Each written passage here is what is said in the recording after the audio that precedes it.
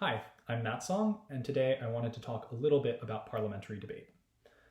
Parliamentary debate is the format of debate that the Yale Debate Association does most often, but don't worry about it. If this video goes over your head or you're not interested, that's all right. We don't expect you to know this. This is just to give you a little bit more confidence and context going into tryouts if you're interested in what we do. So, what is parliamentary debate? It's a set of formats in which you do not know the topic before the debate.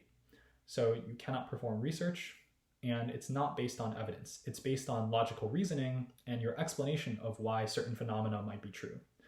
You can use examples and evidence from the real world, but it's certainly not about cutting cards or using hard statistics in the way that policy debate, or PF or Lincoln Douglas might be. It's more about your own thoughts and reasoning.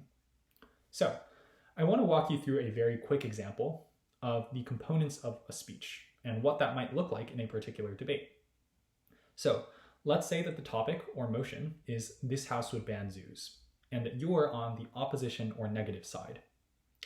The affirmative side would give some arguments in favor of banning zoos. The proposition side, you might say. You're on the opposition or negative side. And so as the first speaker, your task is to respond to their arguments and provide some arguments of your own. What would that look like? Well, you give a brief introduction, however you want to do it.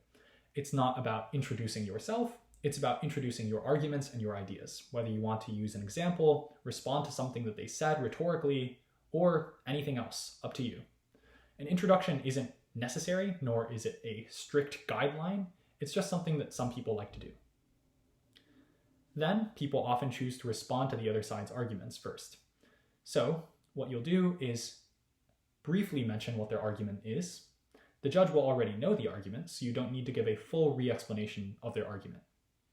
You briefly mention the name of their argument, then you explain why you think that it's incorrect. Nothing fancy. If you have more responses to give, you then say next, then you give the title of their next argument, respond to that, and so on. Following your responses or rebuttals, you'll move on to making your own arguments. An argument typically has three components. You make a claim, you explain why that claim is true, with logical reasoning and perhaps real-world evidence, and then you explain why that's important. What's the impact of your claim? Okay, so here's an example of what an argument might look like in this case. You're on opposition, you don't want to ban zoos. And so you might say something like this. Zoos are actually good for animal welfare because they increase people's goodwill toward animals. So that's the tagline or the claim. The explanation of why that's true is many young people and older people go to the zoo and really enjoy spending time with the animals. So they go and they build strong attachments, they feel the sentimental value, and they learn more about the animals and the struggles that they're going through by reading more about them or looking at them in the exhibits. They therefore care more about animals, and they're willing to do things like raise funds for charities or vote for policies that are better for wildlife.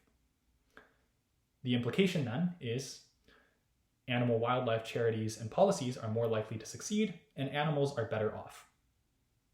So those are the three components of an argument. You have the claim, the reasoning, and if you want some evidence, and then the explanation of why it's important or the impact.